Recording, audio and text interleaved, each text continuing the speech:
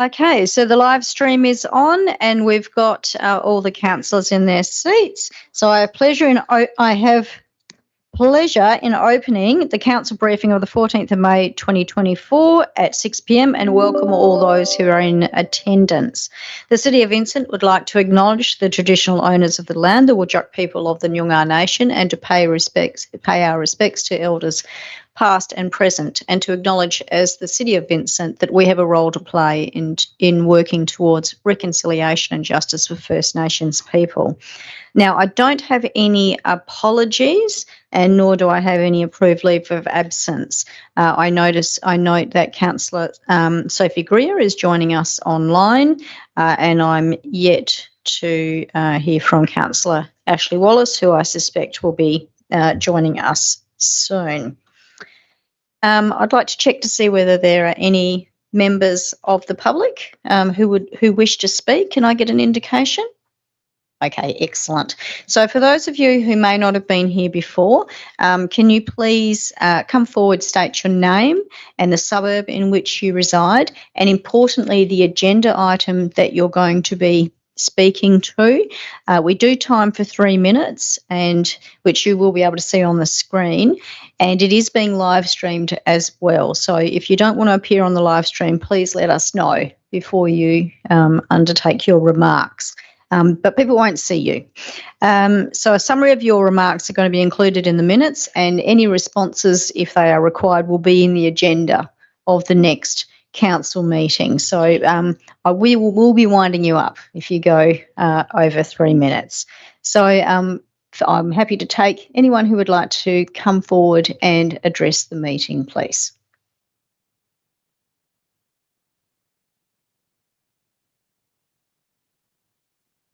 It's up to you. Just come forward. You just need to say your name and suburb. Thank you. Thanks. Tony Malkovic, 25 Chatsworth Road in Highgate. What item are you speaking to, please? I think it's number 6.2. It's actually the Beaufort Street plan, but I'm speaking about the plan to make Harold Street one way. Right? Time's on? Okay. Look, I think it's, I'm not in favour of it, I've got to say. It might fix the traffic concerns in Harold Street, but I think it would be disastrous for Chatsworth Road. The council's own modelling says that making Harold Street one way would send about up to 500 cars a day into Chatsworth Road. Do the maths, there are 365 days in a year. That would be more than 180,000 cars extra into Chatsworth Road. That's not a solution, that's just shifting the problem to our street, in my opinion. So I'm not in favour of it. I know the others aren't either. But a couple of things. Chatsworth already has a serious problem with traffic. If anyone was there on Mother's Day, for instance, you'd see the traffic jam, the gridlock. There are about 12 or 15 cars pointing other ways. Residents normally have to direct people and get them to back out of the street because of the traffic. It's that bad. We're a bit narrower than Harold, actually, but we've got speeding cars, accidents, car jams, people using our street as a rat run from Beaufort to William and William to Beaufort. Okay, and from what I can gather, our street might have similar problems to Harold Street, but possibly worse because we carry far more traffic, far more cars, vehicles than Harold Street. Our street is also dangerous. There have been a couple of hit and runs over the past few years, and our children and pets are at risk. We get hammered at the William Street end when there are events at Hyde Park, and we get hammered at the Beaufort Street end, particularly around Mother's Day, as I mentioned before, just traffic jams, just chaos. I understand the council did a consultation with people around Harold Street. I've got to say I'm scratching my head about it a bit because from the figures the council gave, 57% of respondents, the majority, didn't want the street to become one way. And of those who did, they weren't sure which way they wanted a one-way street to operate, whether it's east-west or west to east. It sounds crazy to me. And it sounds crazy if you make a one-way street going the same direction as Mary Street. You have two one-way streets in the same direction. Go figure. I think we need to think things through a little bit more and get things right. So I'd call on the council to defer the one-way plan for Harold Street and make sure it consults more widely, especially with residents of Chatsworth Road and particularly around Broome Street. If you remember, a motorcyclist was killed in Broome Street near Beaufort and Chatsworth. It is dangerous. I think at the moment the one-way plan isn't a precinct-wide solution. In fact, it's not a solution. I think it would actually be a diversion. It'd be shifting cars into Chatsworth. But with a bit more thought and consultation about the wider Highgate precinct, I think we can do better. And I hope we come up with something that doesn't negatively affect other streets, including Chatsworth. There are other streets as well as us. Thank you. Thank you. Would someone else like to speak?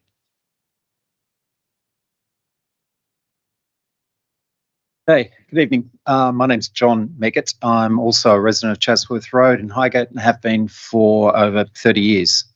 My concern's about item number 6.2 as well, and the proposed Harold Street traffic alterations. I believe that, like my neighbour, that they will have a significant adverse impact on the traffic flow in Chatsworth Road.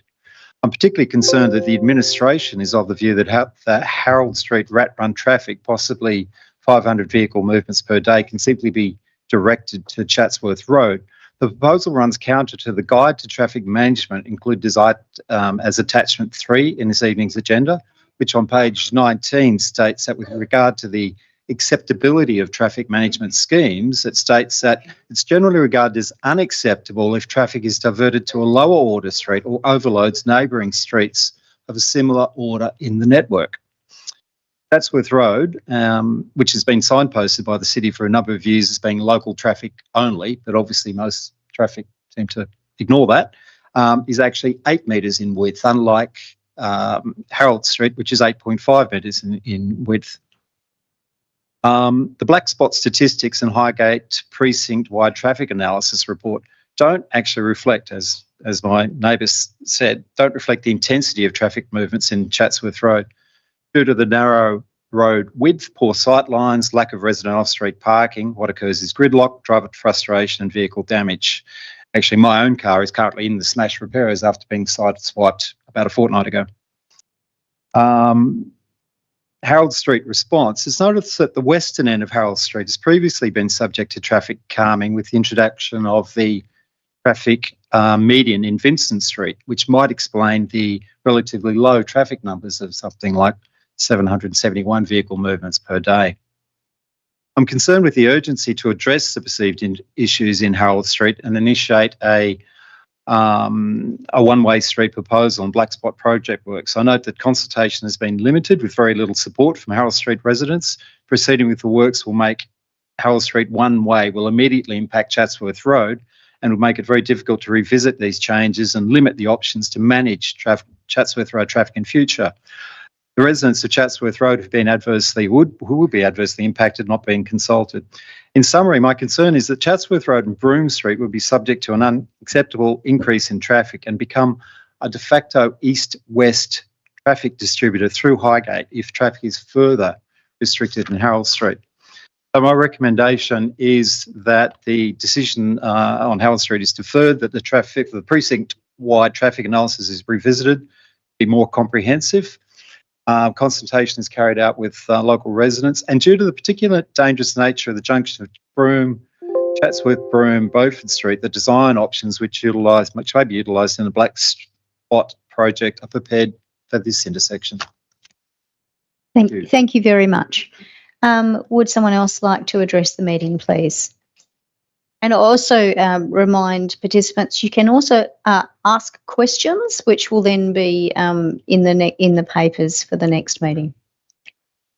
Good evening, Mayor, councillors, Vincent staff. My name's John Adams. My wife and I reside at 9 Chatsworth Road, and I am also speaking toward 6.2, the proposal to change the direction of traffic and make it one way in Harold Street.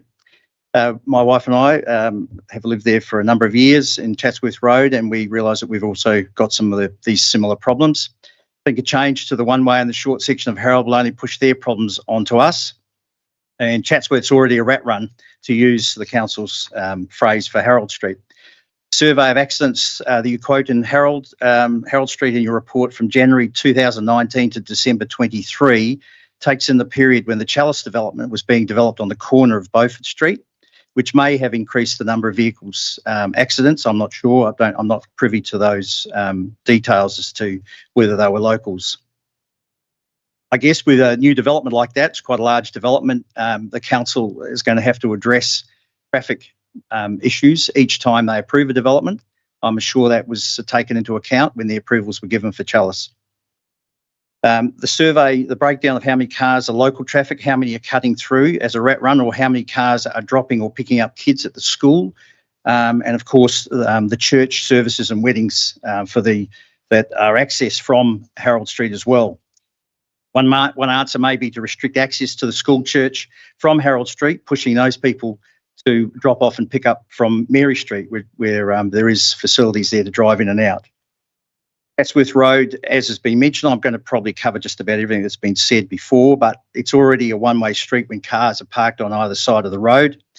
Chatsworth residents often have to act as traffic wardens to help cars that are piled up in both directions trying to get through the street. We regularly see trucks, party buses, school buses, even stretch limos trying to get through the street. So an extra 500 cars a day surely will see more accidents, especially getting in and out of William and Beaufort streets. And then we're going to have a look at our traffic flows and possibly have a look at some sort of traffic control. We also see overflow parking for drop-off and pick-up for kids for Highgate Primary in Chatsworth Road as well. And of course, the flower shop on the corner has been mentioned already, which has brought a lot of vehicles into the street. We've also had the opening of a couple of large pubs, restaurants, people coming on the weekends in particular. They're using Chatsworth Road for parking or for cut-through. There's no proposed changes or even investigation. In fact, Chatsworth Road was noticeably, the Chatsworth and Beaufort Street intersection was noticeably missed out as an area that should have been viewed or looked at during this latest report, which I'm quite surprised to, especially as trying to turn right into Chatsworth Road off Beaufort is quite difficult because the Broome Street and Chatsworth Road are offset and it makes quite a difficult turn. Another 500 cars, of course, is going to make that quite difficult as well. The popularity of Hyde Park on the weekends, speaking about the other end, on the William Street end, vehicles turning right from Chatsworth. So these cars... Would you be able to wrap up your comments? All right. No, that's okay. Can I also remind you're welcome to come back next week as well if you wish to say. That's fine. I can wrap it up there. Thank you. Thank you very much. Do we have... Oh, sorry. And also, I'd like to point out that you're also free to email the council as well with any further comments. Okay. Good evening, everybody. Phil Payne, 17 Chatsworth Road. I'm here to speak in support of my neighbours and object to the proposal in 6.2 on the grounds that it is very unlikely to achieve the aims stated in the council's own papers, namely reduce traffic volume. It will do nothing to reduce traffic volume. It'll just divert traffic volume, reduce crashes.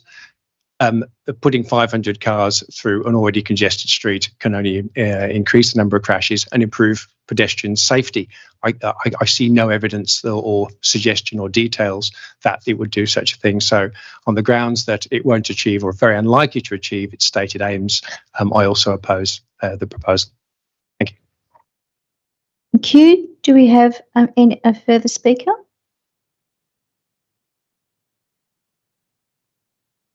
Good evening, everyone. I'm at 38 Chatsworth Road. My name's Renee Morrison. I'm just talking from a mother's perspective. I've got 3 beautiful children, and it's already quite dangerous for me crossing the road to take them to school, and I worry constantly. My car also got hit 2 weeks ago, so it's I've got it was hit and run. It's constant down that street, so it's a big concern for me for being a mum, and so I support what my neighbours are saying that this won't be. In my opinion, it's not the solution that everyone's after. It'll only create a new solution, a new problem in the same spot. So, also my neighbour at number 34, Jonathan, wanted to come tonight, but he's had a medical emergency. So he'll send through an email with his, if I could just grab the contact details, he wanted to know who to write it to. That'd be great. Thank you. Okay, we can make sure that you get those contact details. I'm sorry to hear that he's unwell. Do we have another speaker? Good evening. My name's Lou Cotter, 43 Chatsworth Road, long-time resident. I'd like to address item number 62, which is what most people seem to be here for tonight. I read the report and was unconvinced by the fact that 57% of the Harold Street residents support the one-way proposal. You'd think if something was that good, you'd get more than barely half of support for the proposal. The you know, I'm from Chatsworth Road, but I'm not denying that Harold Street needs traffic calming, it needs some traffic management, there is a problem, it needs a solution. The solution isn't to push the traffic, as everyone else has said, onto Chatsworth Road and create more problems that you've already heard currently exist. So I think the traffic study needs to be broader, it needs to be more factual, it needs to be disseminated further, it needs more consultation, it needs better consultation, because from what I could see, there was very limited responses, and the people behind me are witness to the fact that it's of serious concern to the residents of Chatsworth Road. The only other thing I'd like to say is that in the proposals that go forward, if there is consultation, the council agrees to defer the decision on this proposal and look more deeply into it. There needs to be consideration for cyclists, because our environmental agenda suggests that cyclists are going to be more prevalent, and cyclists prefer two-way streets to one-way streets because it keeps them on the roads, doesn't put them onto the footpaths. So that's better for pedestrians. The only other thing I would say is I just reinforce the fact that the report talked about black spots on Beaufort Street, obviously Bulwer Street, there's traffic lights there, but the Chatsworth Road, Broome Street intersection is actually an offset intersection. It's effectively two T-junctions that are very close together. It's very confusing for people to use, and there are accidents. We've already heard about the death on the motorcyclist that was very near that intersection. So I think the proposal as it stands needs to be rethought, and it needs further consultation, and that would be my suggestion to anyone who's involved in it. Thank you. Thank you very much. Would anyone else like to address the meeting? Chatsworth Road again. My wife's been up and spoken. I would like to Sorry, ask a question. can we have your name, please, for Jamie the record? Morrison, Thank you. 38 Chatsworth Road. I'd like to ask a question of why it's considered appropriate to take 500 cars off of Harold Street and put them on Chatsworth Road. If it's bad for Harold Street, I don't see why it's good for Chatsworth Road. I did notice that it says that they don't consider it a bad thing if it's on Chatsworth, but it is if it's on Harold Street. So it seems a bit bizarre to me. So that's one question that I would ask. And the traffic that's on, it's still a one-lane road, Chatsworth Road. People generally can't drive down that road because they're not used to having one lane. So it can be bottleneck if you get 3 cars coming down there in the opposite directions. It can be a bottleneck and people reversing up. If you're going to have another 500 cars, I mean, it'd be absolute disaster. So I really just don't get how you can say it's a bad thing to have cars on Harold Street, but a good thing to put them on Chatsworth Road. Bizarre, to be honest. Thank you. Do we have anyone who would like to speak to address the meeting? Hello, could I please have your name and the suburb that you reside in? Dudley Meyer of Chatsworth Road. I just explained before the timer starts really. That's the Highgate People's Front, and that's the People's Front of Highgate. Everyone in the room is from Highgate, and we want to know what the Romans have done for us. I'm not speaking on 6.2, I'm speaking on 6.4, the street tree policy. I know there's a revised report, but it's too late for me. I'm over it completely. I have 2 issues with the report. The first is the response to consultation. I'm pretty annoyed. And the second is the concern about the quality of the actual policy itself. I've already contacted council members, so I won't go over that. I thank Councillor Wolf for getting back to me. I appreciate that very much. But I am going to go briefly over my experience so people in the community can see my most recent experience of consultation with Vincent. I've got an interest in street trees, obviously. They paint the picture of my suburb. I love them. So I did actually spend some time going through that policy, looking in detail, not just the warm, fuzzy stuff on the web. 5-page response, 2,000 words. It wasn't a great response. I could have gone a lot more time, but I didn't want to.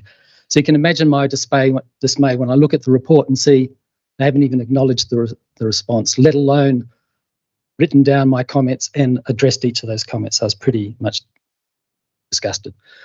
It's been 3.5 months since the consultation closed, and all that's happened really is it's a flimsy report.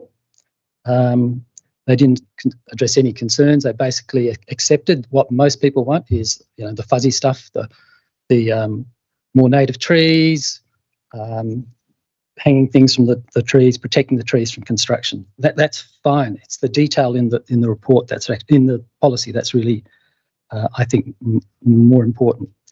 which gets me to the policy. And I don't have time to be specific, but generally it's pretty poor, it's vague, and it's a bit wishy-washy. And I'll give you an example. And it talks about species diversity without saying what they really mean by that. Is it diversity within a street or diversity street by street? It just says species diversity.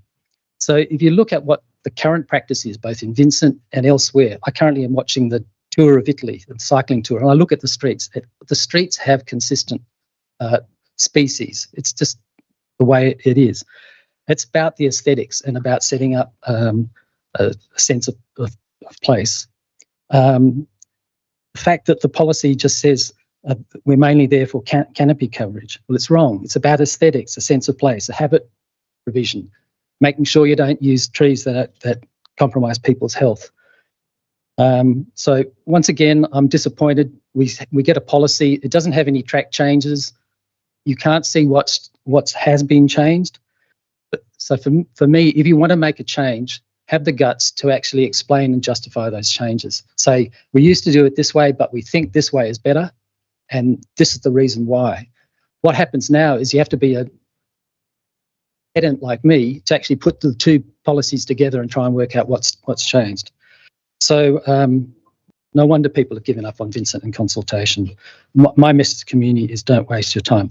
On the Harold Street thing, what intrigues me is you've got a... Can I ask you that you do wrap up here? Question. Very quickly articulate the question. We'll make a note of it. The attachment of the responses from the street is confidential. I can't see why it's confidential. Surely everyone's got the right to see what the opinions are, not the names, but oh, that's a reasonable argument, or it's not a reasonable argument. You might actually find you win over people. So the question is, why is that confidential? Thank you very much. Okay, thank you very much. Is there anyone else who wishes to address the meeting? Okay, so what's going to happen now is that those agenda items are going to come up first on the agenda. So you're welcome to stay here while they are discussed, and you're welcome to stay for the whole meeting if you want, but that way you can leave it earlier if you need to. A reminder that there's not going to be any decisions that are going to be made at this meeting because it's a briefing, but what we'll be doing is making decisions at next week's meeting. So there being no further questions, I close public question time at 6:22. Okay, I note that no questions and statements were received for this meeting. CEO, can you please read out any declarations of interest? Through you, Mayor Zaman, two declarations of interest. The first from Councillor Warner, a financial interest in relation to item 7.6 on event sponsorship, noting that Councillor Warner is the General Manager of Perth International Film Festival, which has been recommended for sponsorship. Councillor Warner is not seeking approval to participate in the debate, nor to remain in the chambers, nor vote on the matter. Councillor Castle has declared an impartiality interest in relation to item 7.6 on event sponsorship as well. The extent of the interest being that Councillor Castle is a friend of one of the organisers of the Providores Market, which is being listed for a proposed sponsorship. That's all that's received for tonight. Okay, councillors, are there any other conflicts of interest that need to be declared? Okay. All right. So, council members, could you please give an idea of which items, in addition to those already raised, which is 6.2 and 6.4, you'd like to have discussed tonight? Councillor Warner. 6.1. Thank you. Councillor Wallace. Councillor LaFontaine. 8.3. Thanks. Councillor Castle. 7.6. Councillor Greer. Sorry, Councillor Greer. Nothing further, thanks, Mayor. No worries. Councillor Alexander. No, they cover it for me, thanks. Councillor Wolf. 5.2, 5.3, 8.1 and 8.4, please. Councillor Hallett. 5.1. and mine have been covered off. Okay, I'm just going to organise the order of business.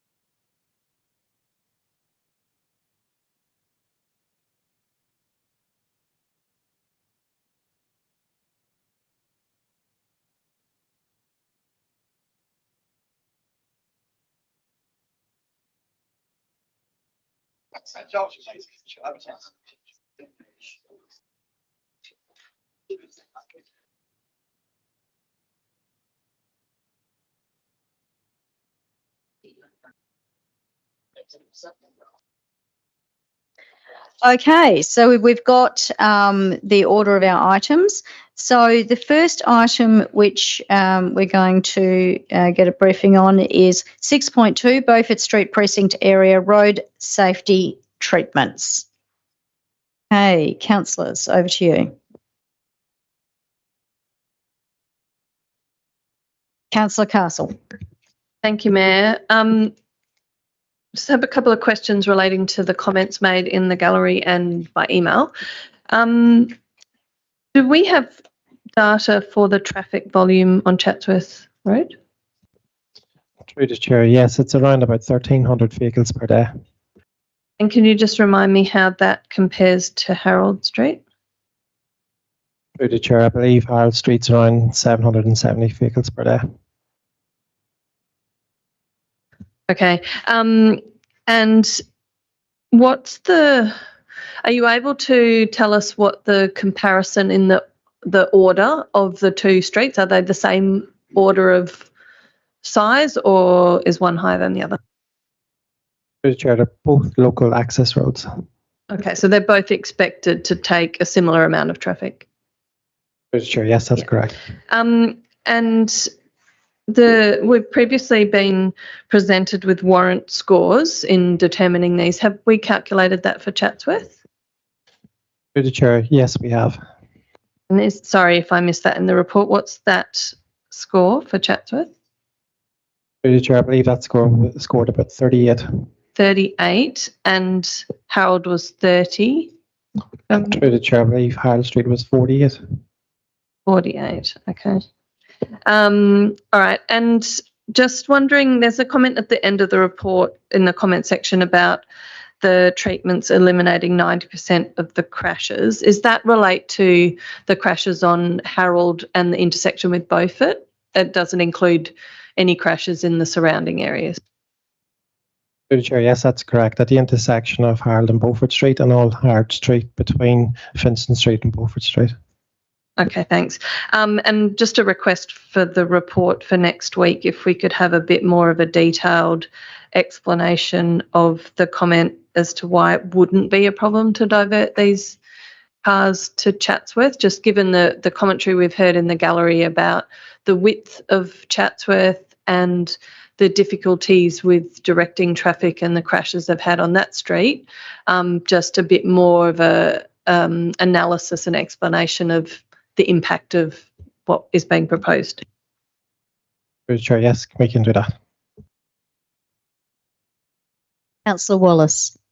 Thanks, Mayor Samon. I was hoping for a little bit more discussion about the results of this modelling output, specifically around how 500 extra vehicles down Chatsworth has been arrived at. My understanding is that the measured and modelled traffic volumes along Harold were 770, so just kind of trying to mass balance that. Does that mean 270 will remain on Harold and 500 to Chatsworth, and nobody's taking any other alternate routes?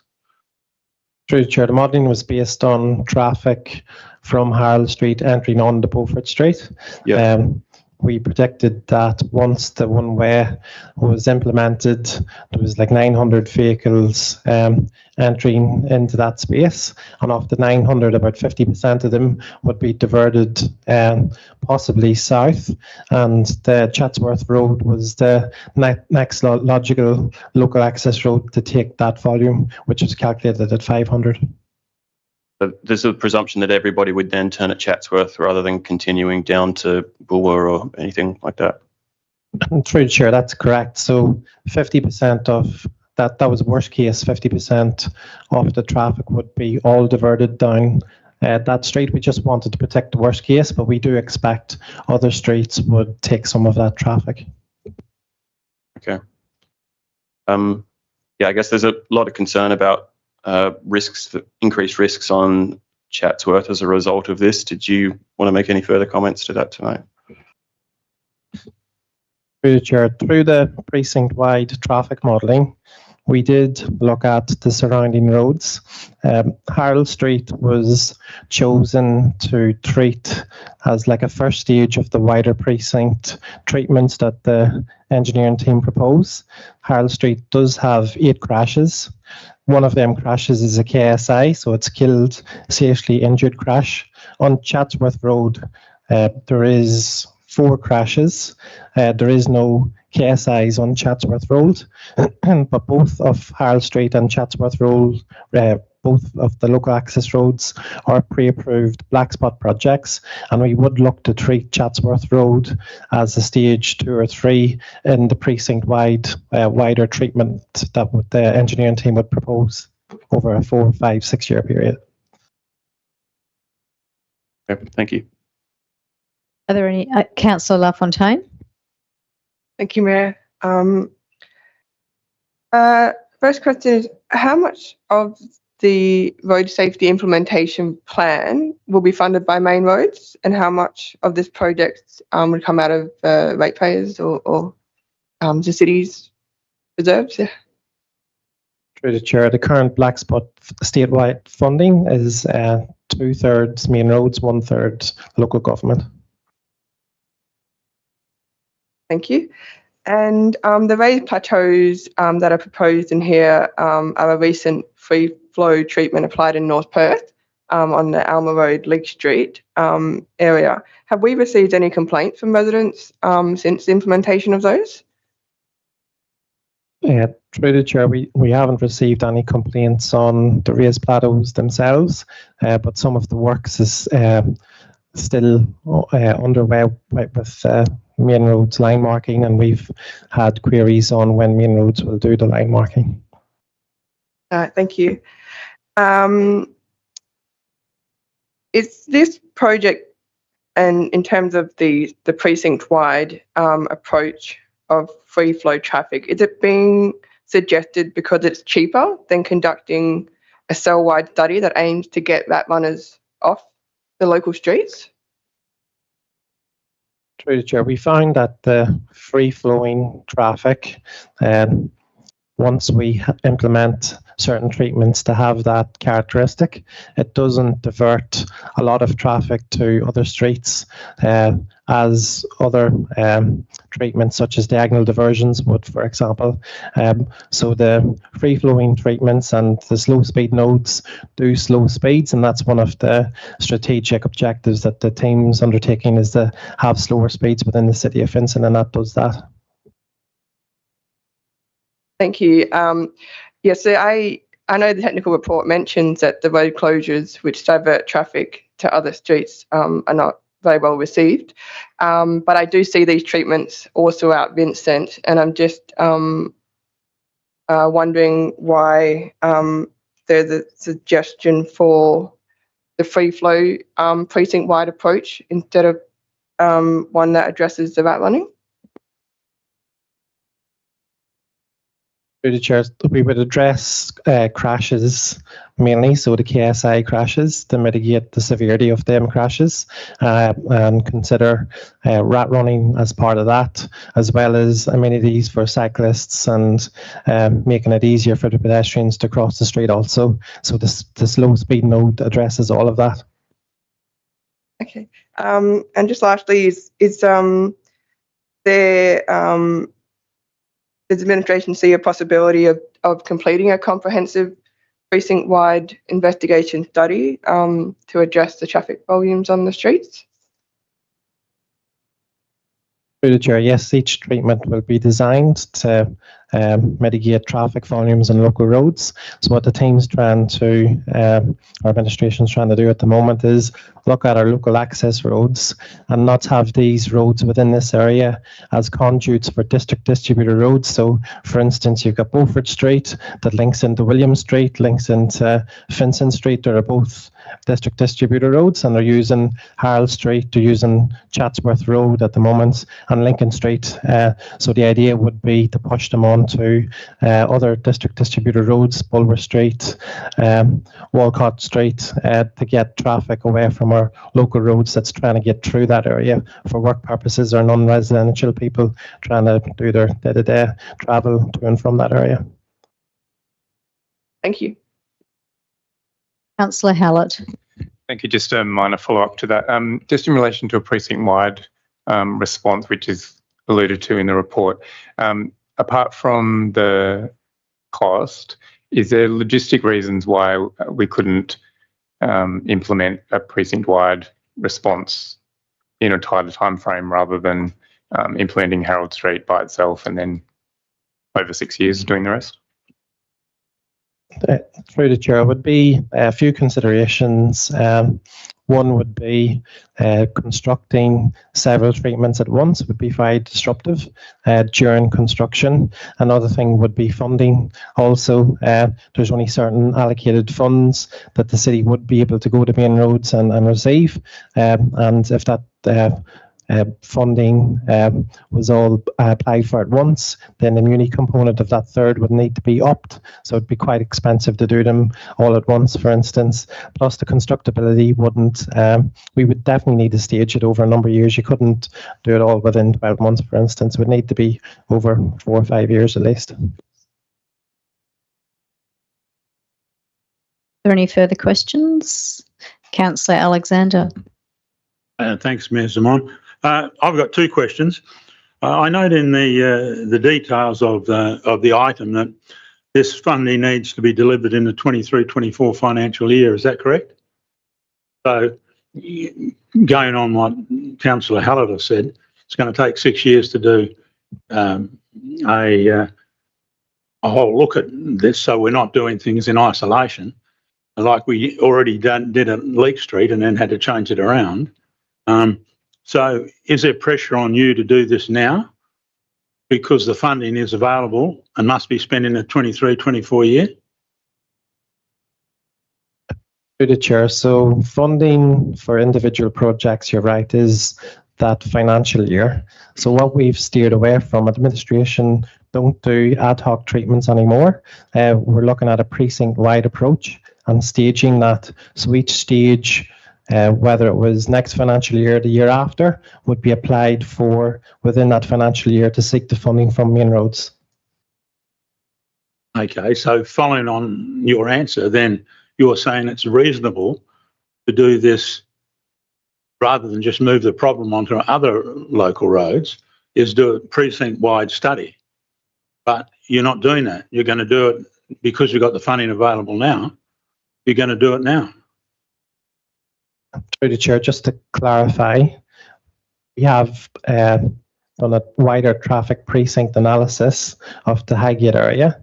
We've identified a number of sections of roads that needs treated, and we're taking a staged approach to implement over a 6-year period, including the slow speed nodes, to address the road safety issue to seek funding from Main Roads WA.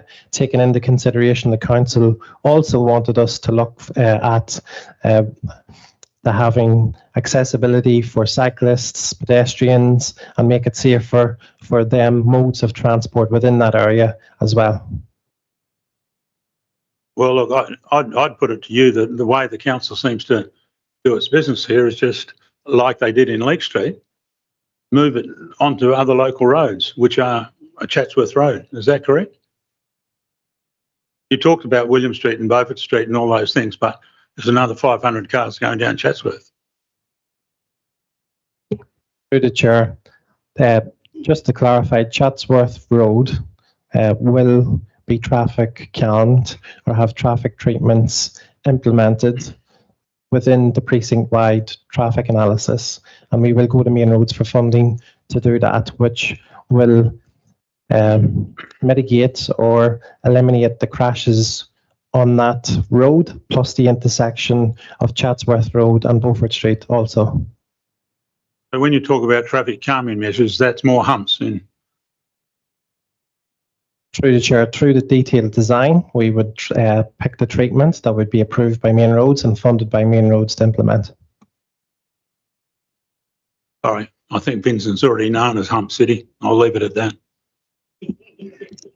Okay, so Councillor Greer. Thank you, Mayor Zaman. One that's likely for the briefing notes. In the table that we've got of summarising the feedback from January to February 2024, we've got Harold Street residents, Highgate residents and City of Vincent residents. I was just wondering if there was any information available in that survey we could pull out the perspective of Chatsworth Street residents, or if they're just grouped in the Highgate resident category for the briefing notes.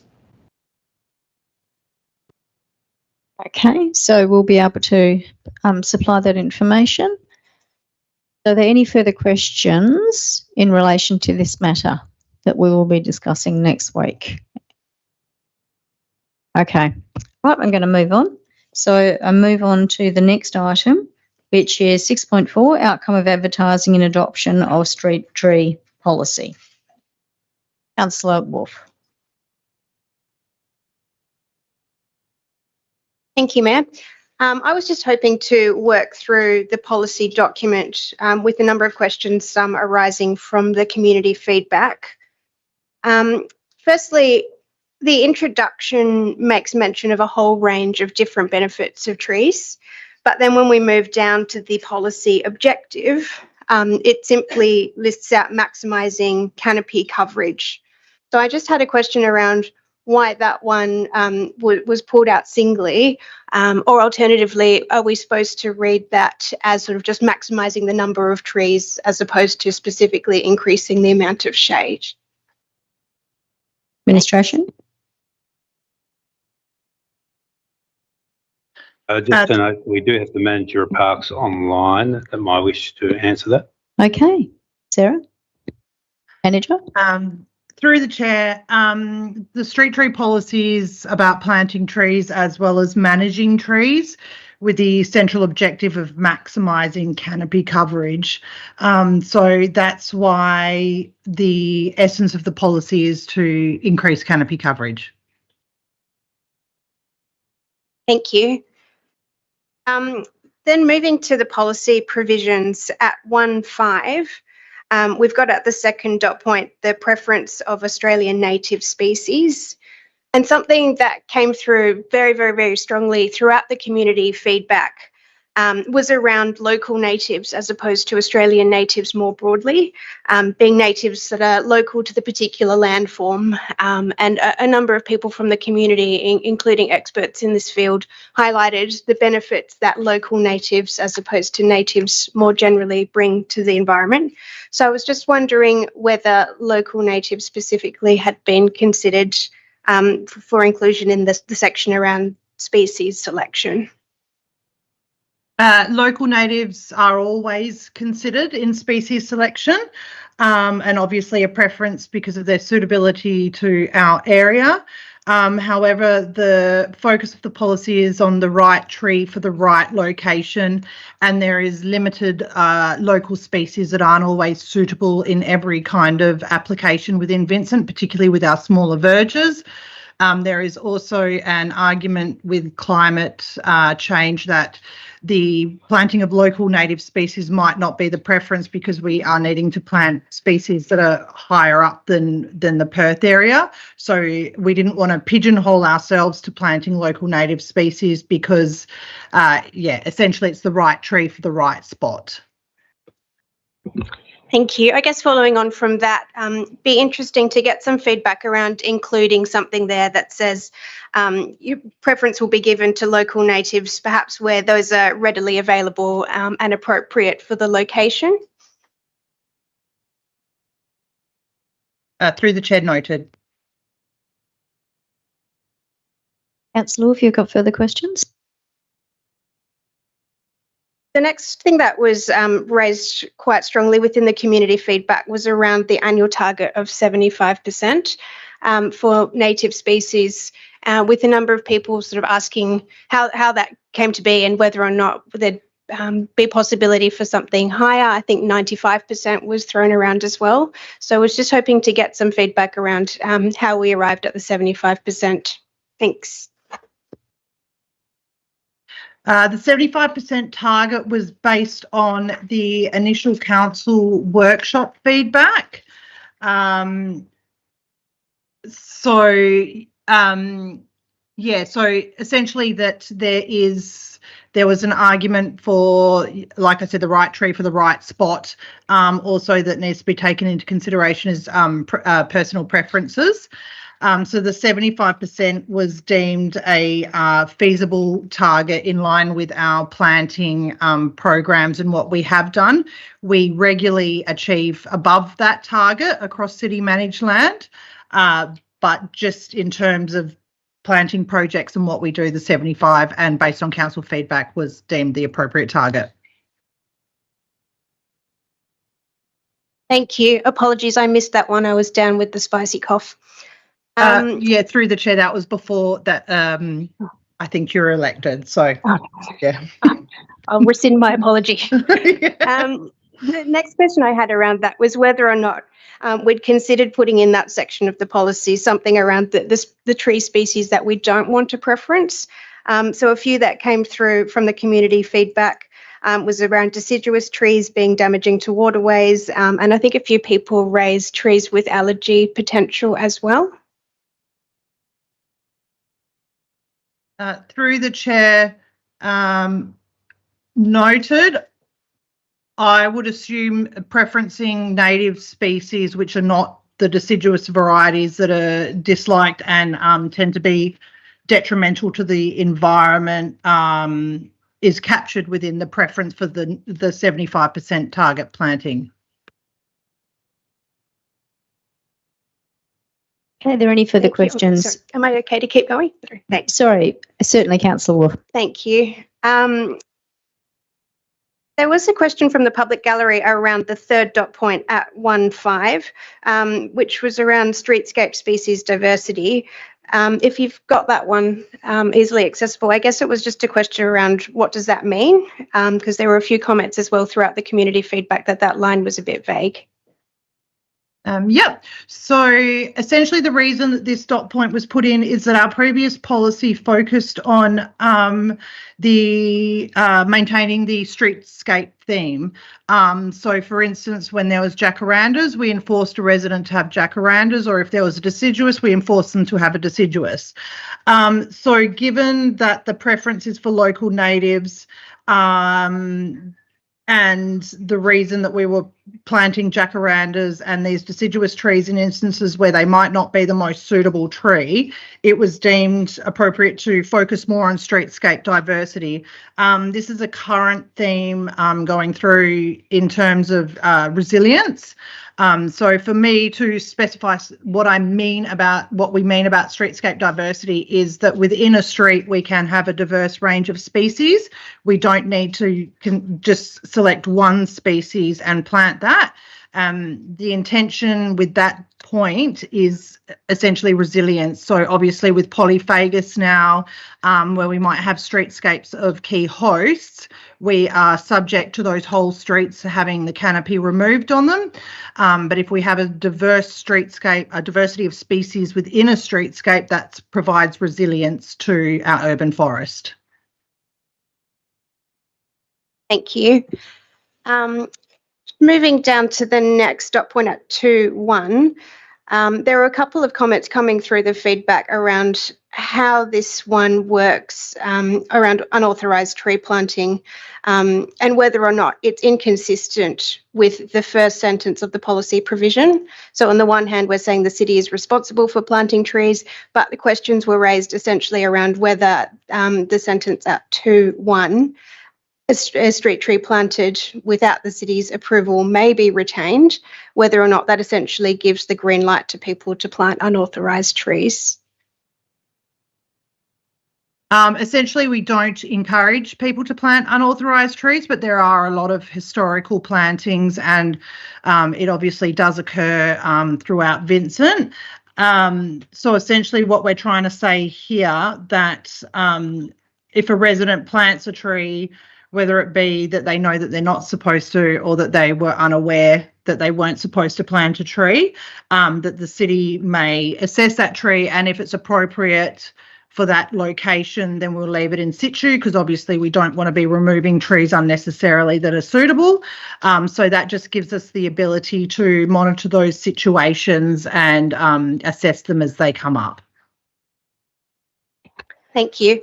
Appreciate that. I think the sentiment coming through was around whether or not an opening statement at that section around, trees mustn't be planted without approval might strengthen that given what you've just talked about.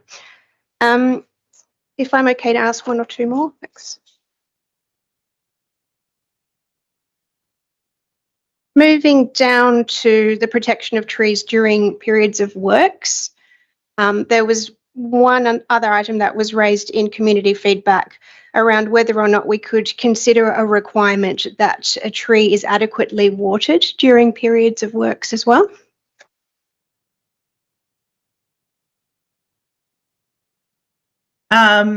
Noted. If we could add some information on the briefing notes, I think that seems a feasible option, but yeah, just requires a little bit of extra thought.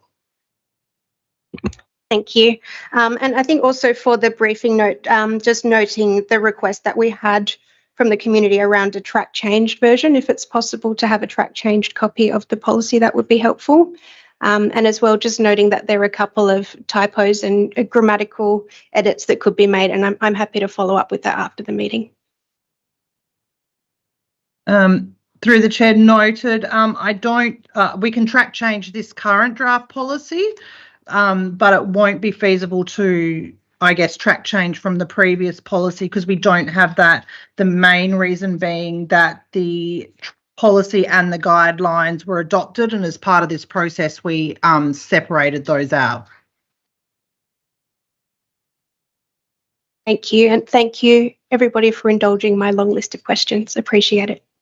Thanks. Councillor Castle.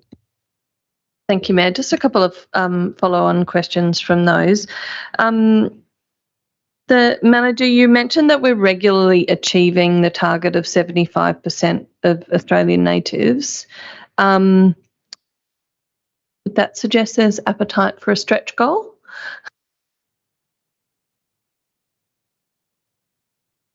Through the chair, possibly. I guess, look, it depends on what the planting projects are in terms of the greening plan. I'd be happy to consider a stretch goal subject to, stock availability and planting projects. Okay, perhaps if in the briefing notes, if you could give an indication of an appropriate stretch goal that might be considered for amendment next week, if you're happy to do that. Through the chair, yeah. Sure, thank you. Just a question in relation to that third dot point of 1.5, where it the line that says in line with the existing streetscape maintenance requirements. Just wondering if you could explain what that means. Through the chair, yes. Currently with our power line pruning program, there are certain species that needed and just general pruning scheduled pruning program. There are certain trees that need to be addressed differently. Examples are jacarandas. We quite often have to prune those twice throughout the year, or prune them earlier on in the pruning program so that we're not removing the bud growth, which is obviously why everybody loves jacarandas. Agonis or another tree, so obviously it's more cost effective for the city with scheduled pruning to understand that we have a streetscape of Agonis, the weeping peppermints, which need to be, regularly under pruned to be higher, as well as, pruned from the power line pruning program. So the maintenance requirements was just put in there for those reasons. There is certain trees that do need to be treated differently. So like if we had a streetscape of trees that require minimal pruning, we don't want to go plant the ad hoc weeping peppermint, because they need to be treated differently and pruned more regularly and in different ways. So it's just about a more cost-effective scheduled pruning program for the city. Okay, I suppose I'm just looking for an assurance that that doesn't have the practical impact of preserving the tree theme of a street, which is something we're trying to reverse or to avoid, if you understand what I mean. So if we already have a street filled with jacarandas that have certain pruning requirements, does this clause mean that while we might be looking for diversity, we're also looking for effective management of the pruning requirements, and so it would be better to put another jacaranda in? Through the chair, no, that would not be the case. It would be more that the trees that have specific pruning requirements are not placed one-offs in streetscapes, so we wouldn't be planting the odd jacaranda or the odd agonis. So the intention would be, obviously, if we're talking about jacarandas, there's the preference for natives. So if there was a streetscape that needed replacement species, we would always look to a native species first. And there's very few that have specific maintenance requirements, but it was just important from an administrative point of view to include that clause, or that point. Okay, thanks.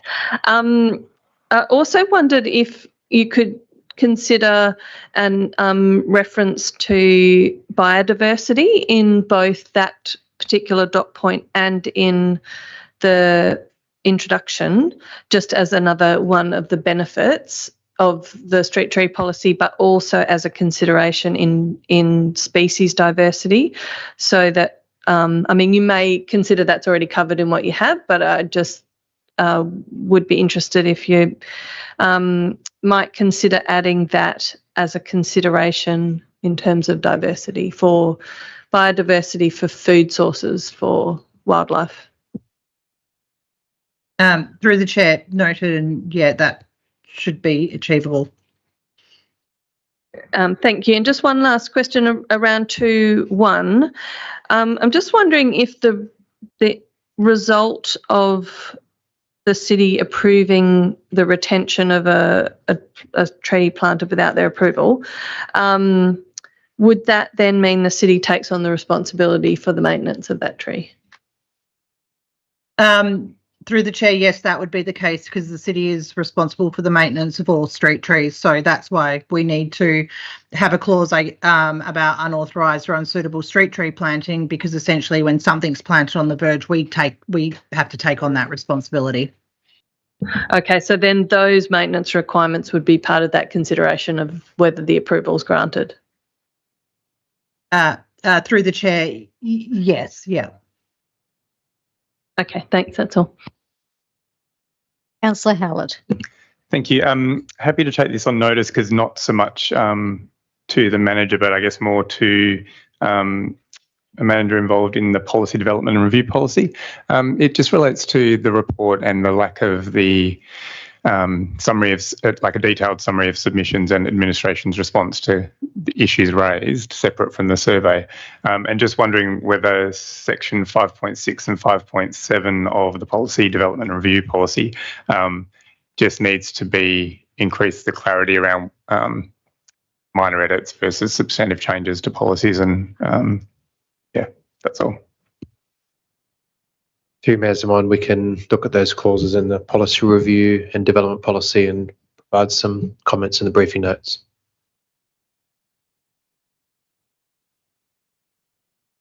Okay. Any further questions, Councillor Wallace? Thanks, Mayor Zaman.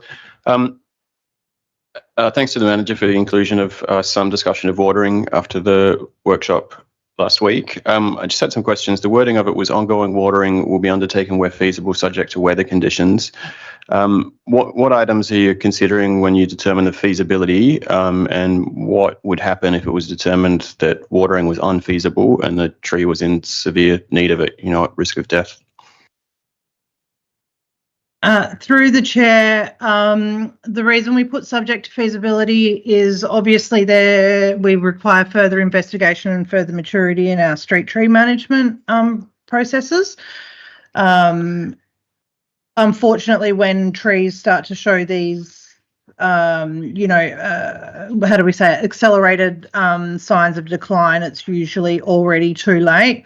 As discussed in the council workshop, feasibility also relates to the location of the trees. So if it's in a tree well and it's surrounded by paving, there is no space to water the tree. We are looking at options such as permeable paving within the team, and looking at doing trials of those kinds of situations. So I guess if it's not feasible, unfortunately with the drop in the water table, there's not a huge amount we can do about it. But yeah, further investigation is required into how we manage our trees, which is what my team is currently focusing on. I guess I'd like to see us do more in that space, make a commitment if it wasn't feasible to water, to undertake some engineering solutions to allow that to happen and have that codified here. I guess only tangentially related to the policy. Do we have an understanding of the number of trees that have died over this extremely dry summer that we've had, and how many are under severe risk if they don't get watered prior to the winter rains getting here, which looks like it could be another month or so? Through the chair, not at this stage. It's something, as I said, my team's working on. We're undertaking audits of the trees using our tree management software. And yeah, noting where trees are in decline due to heat stress, and then we'll be analysing those results and where to go from there. I'm not sure how much work the audit is, but could we include a request within this item for that to be delivered to Council ASAP, or would it even be available for the meeting next Tuesday? Through the chair, it's unlikely that it will be available for the meeting next week. We do have around 16,000 street trees that we are trying to manage and audit. And obviously this decline in the street trees has been quite, it came on quite soon. So it wasn't necessarily a slow process. So yeah, we are trying to manage that, but I'm at this stage, I'd need to refer back to the team as to where they are at with it. But I can dare say it wouldn't be available for the next week's council meeting. Okay, would you mind including in the briefing notes where you are at with that audit and the results of it to date? Yeah, I guess I'm just very concerned. I have a very short trip home from work through Highgate. Along the few streets that I go to, there's 12 or 15 trees that are either dead or showing significant stress. And I think, at risk without intervention, they'll all be finished off there. And if those kind of numbers are repeated across the city, I'd like to think that we are going a lot harder and a lot sooner rather than a semi-business as usual practice. I might send you some emails during the week with a request potentially to engage an external arborist or something like that to undertake an urgent survey of trees that may need watering before the wet period. Thanks. Are there any further questions in relation to this item? Okay, so now we can move on to the next item. And the next item is 5.1. Scarborough Beach Road, Mount Hawthorn, proposed al fresco structure to restaurant or cafe. Okay, so Councillor Hallett, you indicated an interest. Thank you. It's just in relation to the approval for 5 years, and just thinking about the history of this site. Obviously, it was an impetus to generate a policy, and perhaps wouldn't exist post having that policy. I guess, could you just talk a little bit about what your thoughts are in terms of how many times will we keep having it come back to us when it's kind of remaining pretty much the same, and understand there's a justification for that. Yeah. Through you, Mayor Xamon, the 5-year timeframe has aligned with the licence that Council granted in December. Essentially, each time that term of approval expires, it would be open for the city to reconsider both the licence, which is the use of the land, as well as reconsider the structure. In specifically reconsidering the appropriateness of the structure, it would be very similar considerations that we've had under this assessment within the report. So it would be whether they're proposing any changes to the structure itself, and if there's been any changes to the framework that we would assess it against to make it unacceptable at that time. And as detailed in this report, on balance, considering the site history for this site, the very unique circumstances, and it's generally being consistent with the vibrant public spaces policy, we are supportive of the structure under the current framework. Okay, are there any further questions in relation to this item? Okay, we'll move on then. And the next item is 5.2, number 56, Lindsay Street, Perth, proposed alterations and additions to grouped dwelling. Councillor Wolf, you indicated you had some questions. Just one this time. Thank you, Mayor. And that one was, do we know if the skylight on the upper floor bathroom will be able to open to provide ventilation? Thanks. Through you, Mayor Xamon, no, it's a fixed window. Are there any other questions in relation to this item? Okay, moving on to the next item. It's 5.3, advertising of proposed revocation, policy amalgamation condition on planning approvals. Okay, so Councillor Wolf, you indicated you had a question. Just one again, thank you. And that was just, what exactly do we mean by an information sheet here? Is that something that will be a document put up on the website? Just wondering what it is and how it's used, please. Thanks.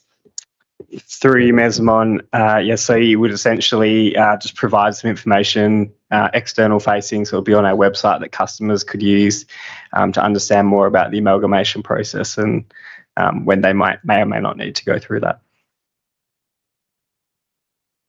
Are there any other questions in relation to this item?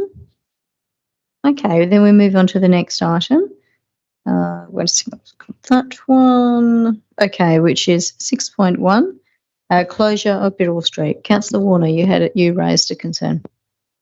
I just question. Oh, yes, all of the above. There were some comments about if we do the road closure here, what the implications would be with the heavy traffic entering to access the businesses on the corner of Brady and Scarborough Beach Road. Is there any way we can sort of look to mitigate that in some ways? Yeah, I'll leave it to you. Through the chair, it is a main roads project, and main roads have analysed the benefits of the project. One of the benefits of closing the road would be to reduce the rat running from the corner of Scarborough Beach Road intersection through Birrell Street. We did look at the traffic volumes at the moment within Burrell Street quite low. However, there is a number of heavy vehicles that use that.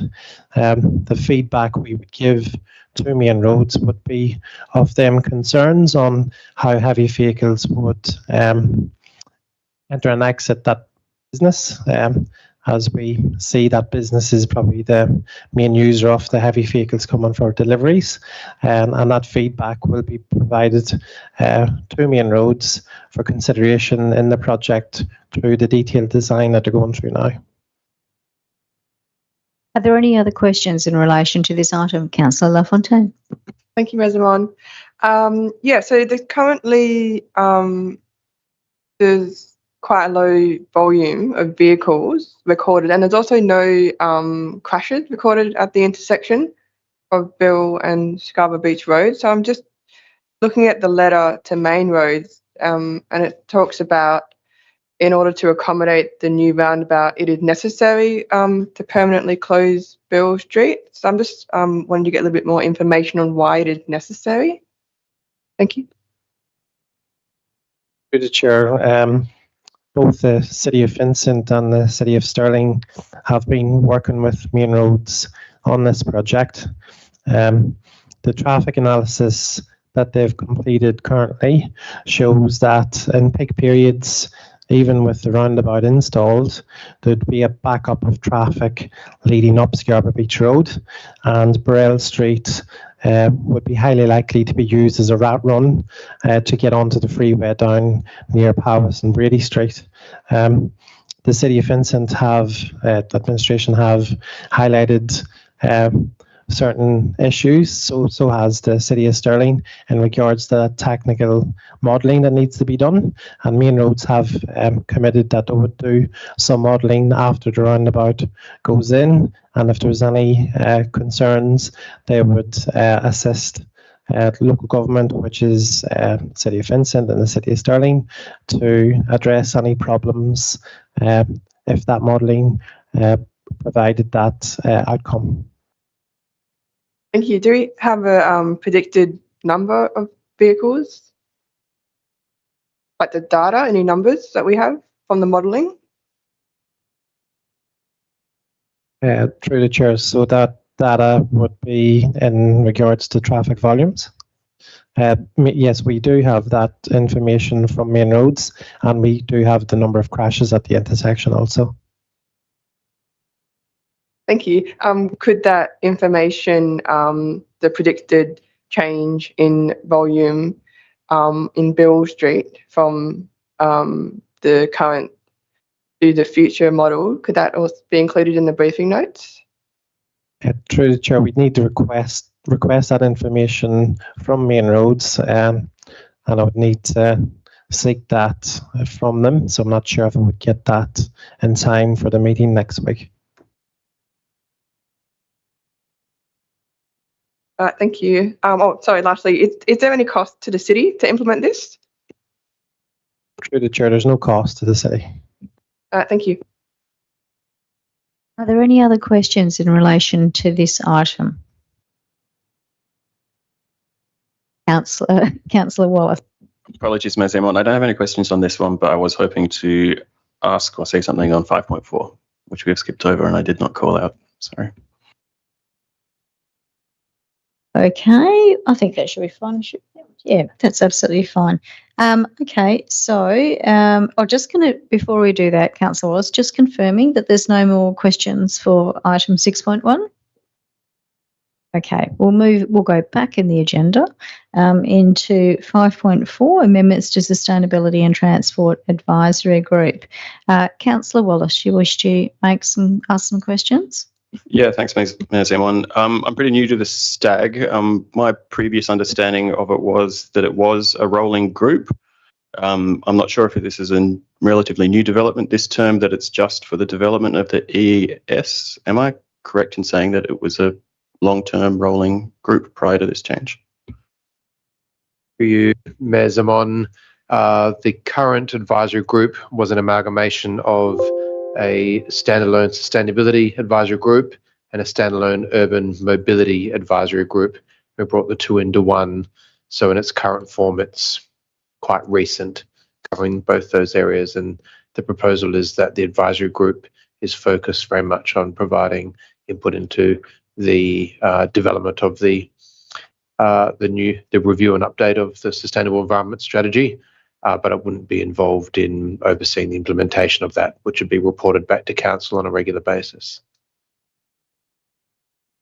Thanks, CEO. I guess I'd flag an amendment for next week to put back both of these stack suggested changes into the policy. So, you know, I'm new to the group, but very impressed with the breadth and depth of talent from the community members, and I think that'd be very useful along the way to review the implementation of the EES and continue providing advice to council and the city. So I'll put that through this week. Okay, are there any further questions in relation to this item?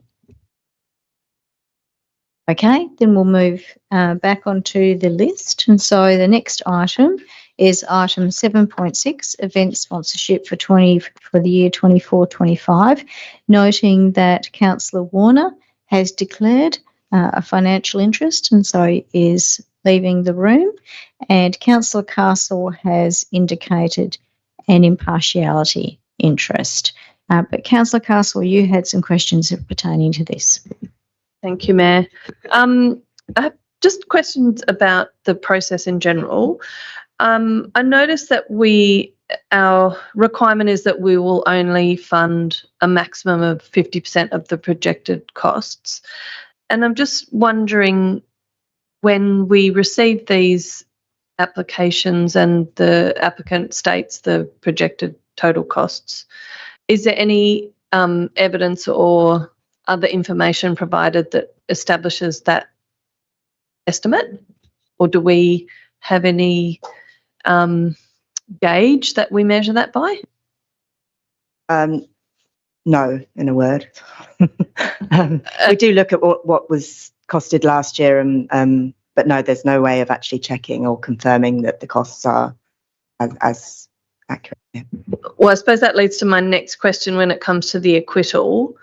Do we obviously only fund what is claimed once the funding is approved? That's the maximum, so we may actually pay less than that if they don't claim less than that. Is there any acquittal process that measures what their total cost was and that we didn't end up funding more than 50%? Just have to confirm that in the briefing notes. I don't believe that there is a strict mechanism for actually checking how much was spent at the event.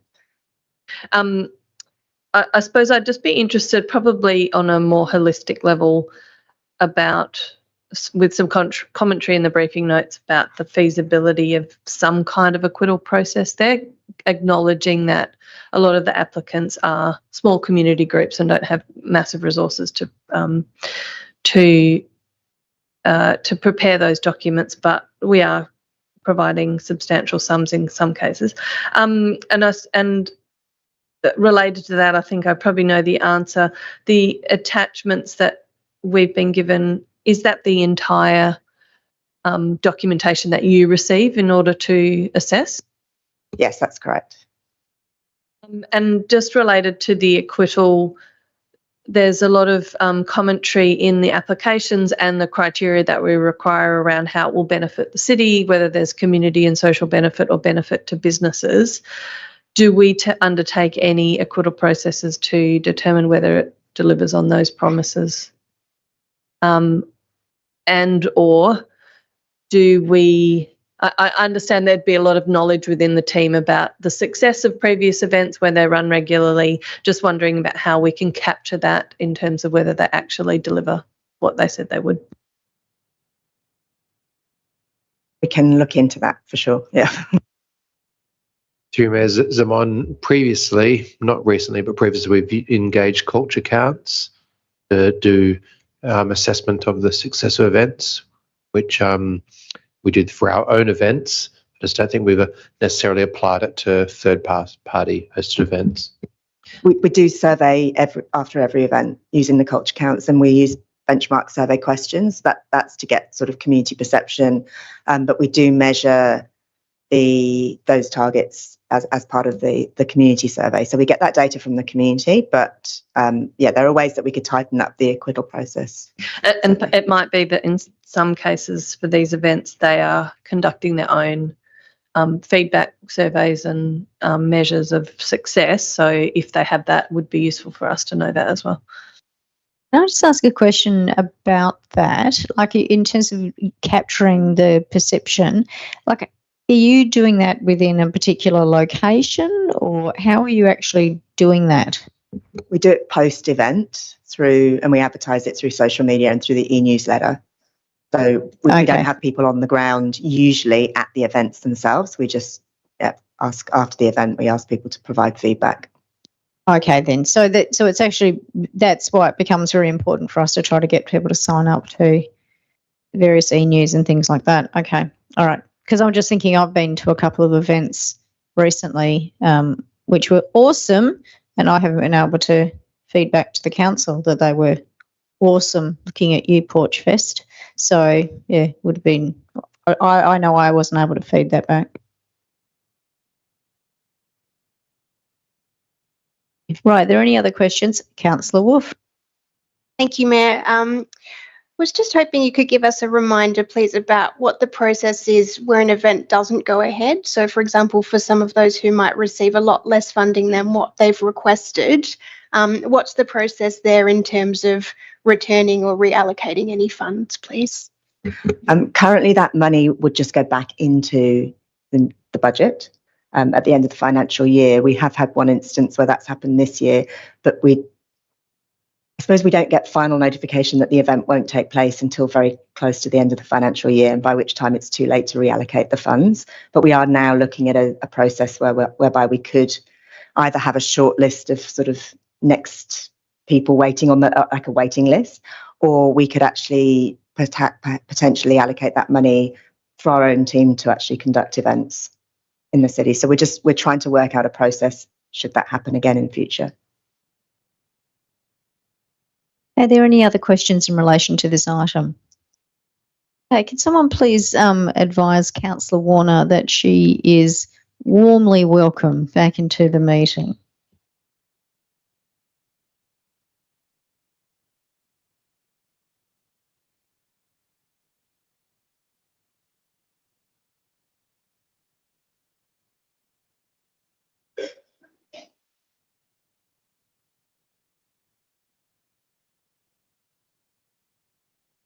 Okay, councillors, we're going to be joined again in a moment, I have no doubt, but I'm just advising that the next item that we're going to discuss is item 8.1, review of policy naming of city facilities, streets, parks, reserves and buildings. And Councillor Wolf, you indicated that you had a question. Thank you, Mayor. Just one on this one as well, which is that if that policy is revoked, where would we be messaging to the community in an ongoing way that naming proposals will be dealt with in accordance with the Landgate policy? Through the Mayor, we would have that information on our website by way of an information sheet on, we have a naming page currently that talks about how you can get memorials and facilities and laneway naming will contain that information there. Are there any other questions in relation to this item? Okay, so then we'll move on to the next item, which is the 8.3 annual review of delegations. And Councillor LaFontaine, you were the first one to indicate you had an interest. Yes, thank you. Just a couple of questions. I'm not really sure about the delegations. Just think the first time for me that I'm quite familiar with some of the items, but number 2.2.9, it talks about it's an addition of control of roads to reserves and such. And so I just wanted to get a bit more information on delegating authority from council to CEO about, for the purpose of care, control and management of a road in the city. And and also to fix, alter, or realign the road. What would this look like? And also, what it's referred to as a public thoroughfare. What are public thoroughfares? Does that include right-of-ways? Does that include, just generally, any information would be useful. Thank you. Through the chair. So there are existing delegations that exist for this purpose, and they are granted under the Local Government Act and the Land Administration Act, but they haven't been effectively captured in the delegation. So we're operating under known delegations, but we need to capture it in this format here. So at the moment we have control of reserves, certain vested facilities, and the correct reference to the clause, but we haven't captured roads in there. So what this delegation would allow us to do is anything for the purpose of the care, control, and management of the road, subject to the Main Roads Act, which is the function that we already perform, but we're just actually specifying that in the delegations.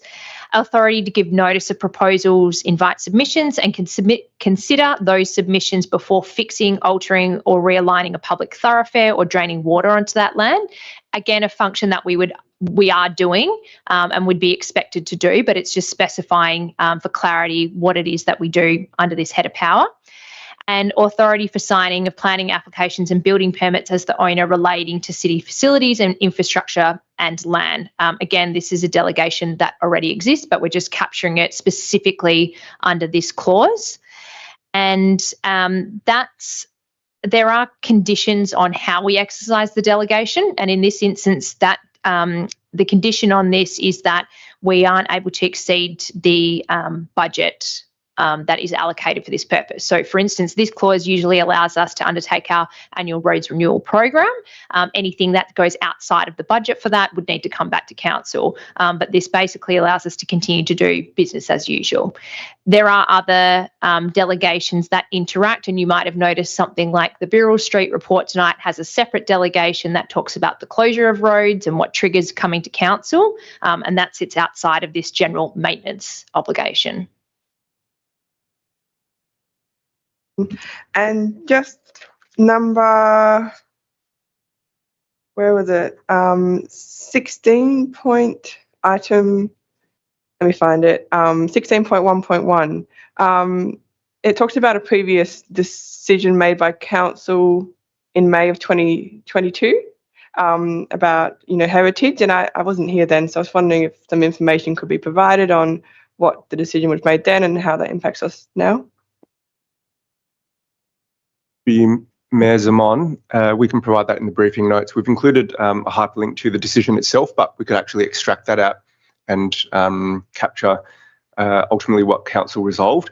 As a summary, administration had recommended some development applications that involve demolition, minor works, to heritage listed properties can be dealt with by administration under delegation. Council had a differing view and requested that they see all demolition to heritage listed properties, irrespective of whether that demolition might be substantial, like bowling over an entire home that's heritage listed, and that would remove the heritage fabric, or as minor in terms of removing a later addition like a patio that doesn't actually contribute to the heritage fabric that might be tucked away in the back of the property. All of that would need to come to council. So that was the decision of council at that stage, and we've had a couple of years now with that delegation in place. So what we've tried to do is capture those items that have come to council and how council have dealt with those. Majority of those have been dealt with en bloc, consistent with administration's recommendation, and to ensure that we've got adequate controls and conditions in place, we've just recommended 3 conditions that if council does give administration delegation to deal with those more minor heritage demolition works, it's subject to ensuring that our design review panel heritage specialist is supportive of the demolition proposal. It also needs to be consistent with the prescribed standards in the local planning policy relating to heritage. And also it would need to not impact the statement of significance, which basically prescribes what is the heritage value, heritage fabric, for all of our heritage listed properties. So those are the 3 conditions that would be subject to. and that's the change that we're seeking, but happy to give you a little bit more detail of Council's resolution back from 2022. Are there any further questions? Councillor Wolf. Thank you. I just wanted to ask quickly about the proposed change for the ability to appoint either an internal or an external complaints officer to manage code of conduct complaints. My question was, in any given scenario where a complaint's been received, on what basis would we decide whether an internal or external complaints officer would be engaged?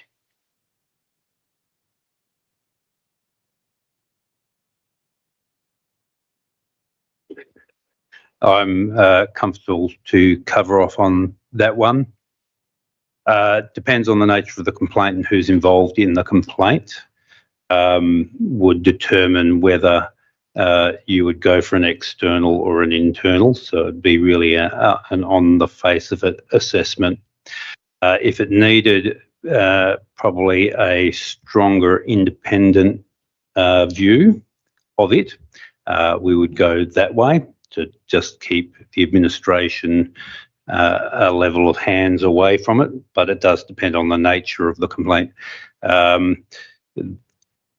If it was a frivolous complaint, one that had no merit, and quite easily defendable that it has no merit, we'd probably deal with it in-house with an internal complaints officer, because it's not likely to be challenged in any way. So it really comes down to the complexity and the nature of the complaint. Are there any further questions in relation to this item? Okay, I'm going to move on. So the next item is 8.4, the information bulletin. And Councillor Wolf, you had some questions? Thank you. Just a really quick flag that the graph on page 33, half of the legend seems to have dropped off. So it only goes up to November 23. And I only raise that because these graphs are really useful and really interesting, and I like looking at them. Thank you. Are there any further questions in relation to this item? Okay, that concludes the items to be discussed tonight. So I thank the public and the live stream viewers, and I close the meeting at 7:31. The live stream can be turned off. Thank you.